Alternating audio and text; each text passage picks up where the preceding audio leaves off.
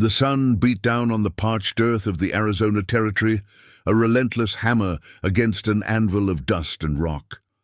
For days, the only companions of Jebediah Jeb Stone had been the creaking of his saddle, the rhythmic thud of his horse, Buck, and the vast, unforgiving silence of the frontier. Jeb was a man carved from the land itself, tall, lean, with a face weathered by wind and worry lines etched around eyes that had seen too much. His life was one of solitary purpose, driving cattle, mending fences for distant ranchers, and occasionally facing down the harsh realities of a lawless landscape. He sought no trouble, but trouble in the Old West often found you. Today, it found him in a different form. A faint, almost imperceptible plume of smoke rose against the distant horizon, not the dark, heavy column of a controlled fire, but a thin, wispy thread, struggling to reach the indifferent sky. It was out of place, a sign of something amiss in this desolate stretch of land. Jeb, guided by an instinct honed over years of survival, veered Buck towards it. As they drew closer, the scene that unfolded was one of desolation. A small, crude camp had been ravaged, tents were torn, supplies scattered, and the lingering scent of smoke mingled with something far more grim. It was a recent attack, a brutal and swift one. Jeb dismounted, his hand instinctively resting on the grip of his worn revolver. Every sense was alert, every shadow a potential threat. He moved through the wreckage, his boots crunching on scorched earth. There were no bodies, a small mercy perhaps, or a greater mystery. Just as he was about to conclude the site deserted, a faint whimper reached his ears, barely audible above the whisper of the wind. It was human, fragile, full of pain. He followed the sound to a cluster of dense scrub brush, pushing aside thorny branches. There, huddled, was a woman. Her clothes were torn, her hair disheveled, and her eyes, wide with terror and grief, met his. She was Native American, her features etched with a beauty that even her current distress could not fully mask. A child, no more than a toddler, lay limp in her arms, pale and still. Jeb's breath caught in his throat. The sight of the child, so vulnerable, so clearly gone, hit him with an unexpected force. He had witnessed death many times, but never one so innocent, so helpless. The woman, seeing his gaze fall upon her child, let out a heart-wrenching sob, a raw sound of agony that pierced the silence of the desert. She looked up at Jeb again, her eyes pleading, desperate. "Please," she whispered, her voice hoarse, barely there. "My child, my people, gone." Her English was broken, heavily accented, but her meaning was tragically clear. Jeb knelt, his hat in his hand, a gesture of respect he hadn't consciously intended. "I'm sorry, ma'am," he said, his voice surprisingly gentle for a man used to the harshness of the trail. "Are you hurt?" She shook her head slowly, clutching the child tighter, as if to delay the inevitable separation. They took everything. Everyone." Her gaze was unfocused, drifting to the empty expanse around them. "I hid with my son. But the fever, it took him." The implications of her words settled heavily, not just an attack, but illness, starvation, exposure, a convergence of miseries. Jeb's initial caution began to recede, replaced by a profound sense of pity and a burgeoning responsibility. He couldn't leave her here, not like this. "What's your name, ma'am?" he asked.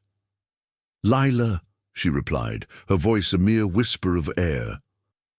"Lila," Jeb repeated, testing the name. "My name's Jeb.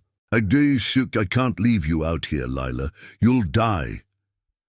Her eyes, swollen from tears, met his again. A flicker of something, fear or a fragile hope, crossed them.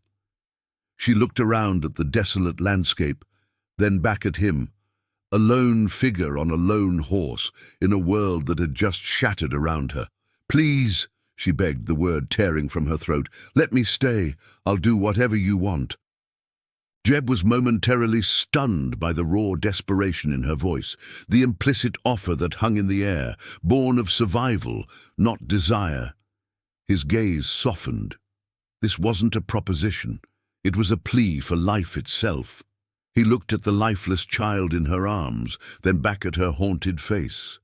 A decision, swift and unwavering, formed in his mind. "You'll stay with me," Jeb said, his voice firm, leaving no room for misinterpretation of her desperate offer. "But not like that. You'll be safe. We'll bury your son, and then we'll get you to civilization."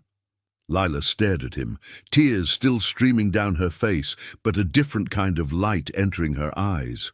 A small, almost imperceptible nod was her only reply. The weight of her gratitude, of her utter dependence, settled onto Jeb's shoulders. He knew in that moment that his solitary life had just taken an unexpected, irreversible turn. The Old West had a way of binding fates, sometimes with a cruel hand, sometimes with the quiet strength of human connection. Jeb gently helped Lila to her feet, supporting her as her legs, weak from grief and exposure, threatened to give way. Together, under the unforgiving sun, they prepared a small, shallow grave for her son, a silent ceremony in the vast emptiness. As the last handful of earth was placed, a new wind swept through the canyon, carrying away the dust, but leaving behind the silent echoes of a profound loss and the unexpected promise of a new, uncertain beginning. The journey to the nearest settlement was slow and arduous. Lila, perched behind Jeb on Buck, was a ghost of a person, her body a dead weight against his. He could feel her shivers, not from the desert's chill, but from the shock of her ordeal. He'd offered her water from his canteen and jerky from his pack, but she ate and drank without enthusiasm, her mind lost in the desolate landscape of her memories. For 2 days, they rode mostly in silence. Jeb spoke only when necessary, pointing out a landmark or offering a brief update. "Town's a day away," he'd say, his voice a low rumble. He knew she needed space, time to process the unimaginable. He was a caretaker, not a conversationalist, and in this role, he excelled. He gave her his bedroll at night, making a small fire to ward off the cold and the night creatures, and slept leaning against a rock, his senses on high alert. On the 3rd day, the distant, dusty outline of a small town appeared on the horizon. The sight of it stirred a flicker of life in Lila's eyes. It was a chaotic jumble of wooden shacks, a saloon with a rickety porch, and a general store that looked like it had been standing since before the earth was solid. It was no grand metropolis, but to Jeb and Lila, it was the gateway back to the world. As they rode down the main street, the few people out and about stopped to stare. A lone cowboy with a Native American woman, a rare sight in these parts.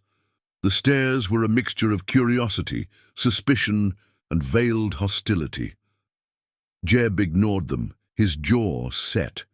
He was here for a reason, and he wouldn't let the small-mindedness of others deter him. He guided Buck to the town's boarding house, a 2-story building that, despite its peeling paint, looked sturdy. He helped Lila dismount, her legs still wobbly. Her gaze, still wary, darted from face to face. She was in a foreign land, surrounded by people who saw her as an outsider. Inside the boarding house, a plump, stern-faced woman with a flour-dusted apron looked them up and down. Her name was Agnes. "Can I help you, mister?" she asked, her voice laced with suspicion. "My name's Jeb Stone. I found this woman out in the desert. She needs a place to stay, some food and rest," Jeb said, his voice firm, leaving no room for argument. Agnes's gaze lingered on Lila, taking in her tattered clothes and haunted eyes. "She's one of them," Agnes said, her tone flat. "She's a person, Agnes," Jeb countered, his eyes narrowing slightly. a person who's been through hell. The weight of Jeb's stare, combined with the genuine desperation in Lila's silent plea, seemed to soften Agnes's resolve. She sighed, her shoulders slumping slightly. "All right, Jeb, but she'll have to stay in the back room, and she'll work for her keep." Jeb nodded, a silent agreement. It was better than nothing. He helped Lila settle into the small, Spartan room, its window looking out onto a dusty alley. "Rest," he told her, his hand briefly, awkwardly, resting on her shoulder. "I'll be back with food." As he left, he saw her sink onto the small bed, her shoulders shaking with silent sobs. He had brought her to safety, but the journey to healing was a long one, and it had only just begun. Jeb went to the general store, buying new clothes for Lila and a few supplies. As he did, he heard the low murmurs of the townsfolk, their whispers about the Indian woman and the lonely cowboy who had brought her in. The conflict had arrived, not in the form of guns and violence, but in the insidious form of prejudice and suspicion. The first few days in town were a test of endurance for Lila. She spent most of her time in the small back room of the boarding house, a self-imposed prison of grief. Agnes, true to her word, gave her menial tasks, sweeping, washing dishes and mending clothes. The work was a blessing in disguise, a physical act to distract her from the emotional pain that threatened to consume her. Jeb visited her daily, bringing her food from the general store and sitting with her in a silence that was becoming more comfortable. He didn't pry or ask questions, he simply existed in the same space, a quiet, reassuring presence. He spoke to her about his work, the cattle he was moving, the endless stretches of land he had to cross. He talked about the weather, the dust, the simple, mundane things of his life. He was sharing his world with her, a silent offering of trust. Lila, in turn, began to respond in small ways, a quiet nod, a brief glance. One evening, as Jeb was about to leave, she spoke. "Thank you, Jeb," she said, her voice still quiet but stronger than before, for everything. Jeb just nodded, a small, almost imperceptible smile gracing his lips. "You're welcome, Lila. You're strong. You'll get through this." As the days turned into weeks, Lila's sorrow began to be replaced by a quiet resilience. She learned the rhythms of the boarding house, and Agnes, seeing her diligence and efficiency, started to treat her with less suspicion and more respect. Lila was a fast learner, and she began to pick up English words more quickly, her vocabulary growing with each passing day. She was a woman of intelligence and quiet dignity, and it was becoming difficult for anyone to see her as a mere Indian woman. However, not everyone was as accepting as Agnes. One afternoon, while Lila was hanging laundry in the dusty yard, a group of young men from town, their faces flushed with alcohol, began to taunt her. "Look at the squaw," one of them sneered. "Found herself a white man." Lila froze, her heart pounding. She had faced far worse, but the cruel words stung. Just as the men advanced, Jeb appeared from around the corner, his presence a sudden, imposing wall. He didn't draw his gun. He didn't need to. The quiet fury in his eyes was enough. "Leave her be," he said, his voice a low, dangerous growl. The leader of the group, a bully named Luke, laughed. "What's wrong, cowboy? Afraid someone will take your little pet?" Jeb took a slow, deliberate step forward. "This town isn't big enough for the both of us, Luke. Not if you keep bothering her." Luke's bravado wavered. He knew Jeb Stone's reputation, a man of few words, but when he spoke, he meant it. He and his friends exchanged nervous glances, then, with a final sneer, they backed away, disappearing down the alley. Lila watched them go, her body still trembling. She turned to Jeb, her eyes filled with gratitude and a new emotion she couldn't yet name. "Why do you help me, Jeb?" she asked, the question a quiet plea for understanding. Jeb looked at her, his gaze unwavering. Because it's the right thing to do, Lila. He didn't elaborate, but the simple, honest words were more powerful than any grand speech. The incident solidified their bond, a shared experience against a world that seemed determined to keep them apart. She was no longer just a rescued woman, and he was no longer just a lonely cowboy. They were a pair, a team, finding their way together in a hostile world. The incident with Luke and his friends had a lasting effect. The townsfolk, witnessing Jeb's unwavering defense of Lila, began to see her not as an outsider to be feared, but as a person under the protection of a respected if reclusive man. The stares and whispers didn't disappear completely, but they softened, replaced by a cautious curiosity. As the weeks turned into months, Lila began to take on more responsibilities at the boarding house. She was not just a worker now, but a vital part of the establishment. Agnes, impressed by her work ethic and quiet strength, had become a sort of gruff mentor.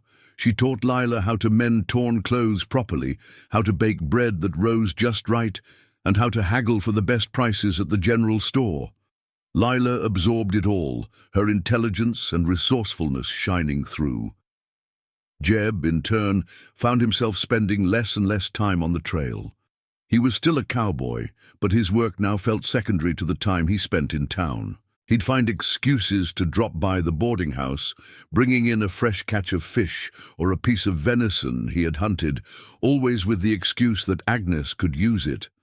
But his eyes were always on Lila, watching as she moved with a newfound grace and confidence. One evening, as a gentle rain fell, washing the dust from the streets, Jeb found Lila sitting on the porch of the boarding house, her gaze fixed on the rain-slicked road. He sat on the step below her, the silence between them a comfortable blanket. "The rain. It brings life back to the land," she said, her voice soft. "It does," Jeb agreed, his gaze following hers. "Everything feels new again." Lila turned her head to look at him, a small smile on her face. "You talk more now, Jeb," she observed. He chuckled, a low, rumbling sound. "I reckon so. You're a good listener, Lila." They talked for hours that night, their conversation flowing easily from the weather to their pasts. Lila spoke of her tribe, of the traditions and the stories passed down through generations. She spoke of the peace she had known before the raid, of the joy of raising her son. The pain was still there, a raw wound, but she was finally able to talk about it without breaking down. Jeb in turn spoke of his own solitary life, of losing his family to a fever when he was a boy, of his years on the open range. He spoke of his love for the land, the quiet solace he found in the endless empty spaces. He had never shared these things with anyone before. In Lila, he found a person who understood his loneliness without needing it to be explained, a soul as scarred and resilient as his own. As the rain subsided and the moon broke through the clouds, a new understanding had been forged between them. It was more than friendship, deeper than a shared trauma. It was a quiet, undeniable connection. A recognition of two lonely souls finding solace and purpose in each other's presence. The seeds of something new, something beautiful, were being sown in the dusty streets of the old West town. Their growing closeness did not go unnoticed. The whispers that had faded now returned with a new, sharper edge. The town was small, and a relationship between a white cowboy and a Native American woman was seen as a scandal, an affront to the unspoken rules of their society. The hostility was no longer just from boisterous young men. It came from the glances of women in the general store, the cold shoulders of men in the saloon. Jeb and Lila, in their quiet bubble, tried to ignore it, but the pressure was building. One afternoon, Jeb was sitting with his coffee in the saloon when a man named Silas, a wealthy rancher known for his influence and his cruel streak, sauntered over. "Jeb," he said, his voice dripping with condescension, "word is you've taken to a squaw. Gotten soft, have you?" Jeb's hand tightened around his coffee cup. Mind your business, Silas. It is my business, Silas sneered. People are talking. It's not right. A man of your standing keeping company with one of them. We got laws, Jeb. And a way of life. You're disrespecting both. Jeb stood up slowly, his height and quiet intensity making him seem even more imposing. The only thing I'm disrespecting is a man who can't see the difference between a person and a stereotype. The confrontation escalated. Silas, red-faced with anger, threatened to run Jeb out of town. The saloon went silent. Jeb, ever calm, stared him down. You can try, Silas, but this town has a few good people in it, and they'll remember what side you were on. The tension was broken by the sound of a gun shot outside. Everyone rushed to the doors. Out in the dusty street, a stray bullet had grazed Lila's arm as she was walking back to the boarding house from the general store. She was on the ground, clutching her bleeding arm, her face pale with shock. Jeb was at her side in an instant. He knelt beside her, his heart a frantic drumbeat against his ribs. Who did this? He roared, his voice a thunderclap of rage. A frightened boy, no older than 16, stood a few yards away, a rifle shaking in his hands. It was an accident, I swear. I was just trying to scare her. Jeb looked at the boy, then at Silas and the crowd of onlookers. The message was clear. This was no accident. It was a warning, a deliberate act of intimidation. Jeb carefully helped Lila up and led her back to the boarding house, his protective hand on her back, his eyes scanning the crowd with a chilling intensity. He had to get her out of here, away from the rising tide of hatred. The town that had once offered them refuge was now their greatest threat. The bullet wound was superficial, but it had a deep and lasting impact. The incident made it clear that Lila was no longer safe in town. The accident was a deliberate act, a warning from a community that was turning hostile. That night, Jeb and Lila sat in the back room of the boarding house, the flickering candlelight casting long shadows on the walls. "We have to go," Jeb said, his voice low and serious. "This isn't safe for you anymore." Lila, her arm wrapped in a clean bandage, nodded. "Where will we go, Jeb? You have your work here." "My work can be anywhere," he said, a determined glint in his eyes. "There's land to the north beyond the mountains. The government's giving away homesteads to those willing to work them. We can build our own place, our own life, away from all this." Lila's eyes widened. The idea was audacious, terrifying, but also held a promise she hadn't dared to dream of, a home, a true home, not just a temporary refuge. "Just the two of us?" she asked, a fragile hope in her voice. "Just the two of us," Jeb confirmed. "We'll build it together, Lila. A place where you'll be safe." The decision was made. The next day they began preparing. They sold what little they had, bought supplies and prepared to leave. Agnes, who had become a true friend, was sad to see them go. She gave Lila a small, intricate quilt she had been working on. "For your new home," she said, her voice gruff with emotion. "You're a good woman, Lila. Don't let anyone tell you different." The departure was quiet, almost unnoticed. Under the pale light of dawn, Jeb and Lila rode out of town. This time, they weren't riding with a heavy burden of grief, but with the fragile weight of hope. The journey was long and difficult, through mountains and across rivers, but they faced the challenges together. They had each other's backs, sharing the meager rations and finding comfort in the silence between them. One night, sitting around a small campfire, Lila looked at Jeb. "Thank you," she said, her voice filled with a profound emotion. "You didn't have to do this. You gave up everything for me." Jeb looked into the flickering firelight. "I didn't give up anything, Lila," he said, his voice soft but firm. "I found something worth more than a dozen towns or 100 head of cattle. I found you." The unspoken weight of his words hung in the air. This was more than a rescue mission. It was a shared journey into the unknown, a journey of two souls building a new life, not just from the land, but from their shared history of loss and their burgeoning future together. They found the land exactly as Jeb had described, a vast, open expanse nestled at the foot of a series of low, rolling hills. A small stream cut through the middle, its water clear and cold. It was beautiful, but also raw and untamed. The work was immediate and brutal. Jeb, with his years of experience, taught Lila the basics of homesteading. He taught her how to clear the land, how to cut logs, and how to build a foundation. Lila, in turn, taught him about the land in a different way. She knew which berries were edible, which roots had medicinal properties, and how to track game with a silent, almost ethereal grace. She showed him how to listen to the wind, how to read the clouds, and how to find the hidden springs of water. Their days were spent in a rhythm of shared labor. They would wake with the sun, work until their bodies ached, and fall asleep under a canopy of stars. The small one-room cabin began to take shape. Each log they laid down a testament to their combined effort. They were a team, their movements synchronized, their communication often a silent understanding. One afternoon, as they were raising the last log for the roof, a sudden storm rolled in.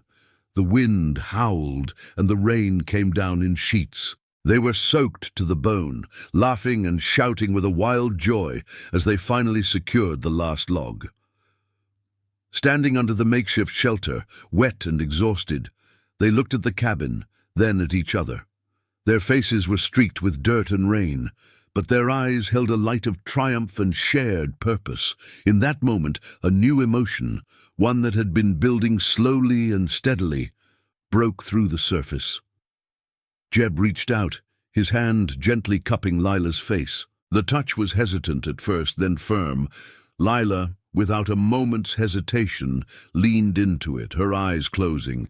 He leaned in and kissed her, a simple, pure gesture born of mutual respect, admiration, and a deep-seated love that had grown from the ashes of their pasts. It was a kiss that sealed their bond, not as a cowboy and a Native American woman, but as two people who had found their home in each other. Their happiness was hard-won, but it was not without its shadows. One quiet afternoon, as Lila was tending to a small garden they had started, a group of Native American men on horseback appeared on the horizon. Lila froze, her heart pounding. Fear, a cold and familiar hand, gripped her. Were they the same men who had attacked her village? Or were they from another tribe, seeking to punish her for being with a white man?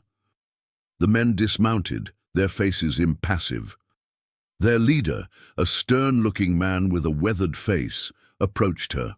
He spoke in a language she hadn't heard in months, a dialect of her own tribe. He introduced himself as Two Bears, and he asked her if she was Lila, the widow of his cousin. Lila, still trembling, nodded. A mixture of relief and sorrow washed over her. These were her people. But they were also the ghosts of her past, a painful reminder of everything she had lost. Two Bears explained that they had been searching for survivors of the attack. They had found the site of her village and had followed the whispers of a native woman seen in the company of a white man. Lila introduced them to Jeb, who approached with caution, his hand on his revolver, but his face open and respectful. Two Bears looked at Jeb with a complex mix of emotions, gratitude for saving Lila, but also suspicion and resentment. He saw a white man who had taken one of their own. "She is safe with me," Jeb said, his voice quiet but firm. "I love her." Two Bears looked at Lila, his gaze asking the silent question. Lila met his eyes. "He is a good man, Two Bears," she said, her voice filled with a quiet strength. "He saved me. He gave me a new life." The man's expression softened. He saw the love in her eyes, the resilience that had replaced her grief. He knew she was a woman who had been through a fire and emerged stronger. He gave a single solemn nod of his head. "We will not trouble you," he said. "But know that you are welcome to return to our people. We will always have a place for you." With a final silent gesture of respect, Two Bears and his men turned and rode off into the sunset. The encounter had been a moment of intense tension, a stark reminder of the cultural chasm that existed between their worlds. But it had also been a testament to the power of love and a bridge between two cultures. Lila was no longer just a woman who had been rescued. She was a woman who had found a home and the strength to stand in both worlds. Their peace was shattered a few weeks later. The same group of men from town, led by Silas, had tracked them. They arrived on horseback, their faces twisted with anger and resentment, their purpose clear. "Look what we have here," Silas sneered, dismounting. "The runaway squaw and her pet Cowboy. Thought you could run and hide, did you?" Jeb stood in front of the cabin, his hands at his sides, his stance a silent challenge. "Get off my land, Silas. You have no business here." "This land is for good, decent folks, Jeb, not for your kind," Silas spat. "We're here to take the woman back to town. She belongs in our jail, not with some heathen like you." Lila, standing behind Jeb, knew what Silas was trying to do. He was using her as an excuse to get to Jeb, to settle the score from their last confrontation. But she was not going to be a victim. She walked to Jeb's side, her head held high. "I'm not going anywhere with you," she said, her voice clear and strong. "This is my home now, and Jeb is my man." Silas laughed, a harsh, ugly sound. "A little savage like you talking back?" The words were a red flag to Jeb. He had had enough. "That's enough," he said, his voice a low, lethal whisper. "The game's over, Silas. You've pushed me for the last time." The confrontation escalated into a brutal fistfight. Jeb was outnumbered, but his quiet rage fueled his strength. He fought with a fierce, controlled fury, protecting Lila and their home with every punch. Silas and his men, surprised by Jeb's tenacity, were no match for his sheer determination. The fight ended when Jeb, bruised and bleeding, landed a final powerful blow that sent Silas sprawling in the dirt. He lay there, defeated and humiliated, his men scrambling to help him. "Stay away from us," Jeb said, his voice laced with a finality that brooked no argument. "Or next time I won't be so gentle." Silas and his men, defeated, mounted their horses and rode off, a last bitter defeat etched on their faces. The immediate threat was gone, but the emotional toll was immense. As Jeb sank to the ground, exhausted, Lila knelt beside him, her hands gently touching his bruised face. They had won, but they knew that the fight was not just with the men from town. It was with a world that was not yet ready to accept their love. Weeks passed, and the homestead found its peaceful rhythm again. The fight with Silas had only solidified their bond, a brutal reminder of the world they left behind. Together, they had faced their demons and won. Their cabin was now a true home, filled with the warmth of their love. They were no longer running from the past, but building a future, talking about the life and children they would have together. One evening, as the sun set, Jeb and Lila stood on their porch. The air was cool and crisp. "Are you happy, Jeb?" Lila asked. He wrapped his arms around her, looking at the land they had built with their own hands. "Happier than I've ever been, Lila," he said, his voice filled with a profound peace. "I found my home, right here." Lila leaned her head on his shoulder, a small, contented sigh escaping her lips. "Me too, Jeb. Me too." Their journey from the dust of despair to the triumph of a new beginning was a testament to love's power. They proved that two people, united by a simple human need for connection, could overcome even the harshest circumstances and build a life in a world that sought to keep them apart.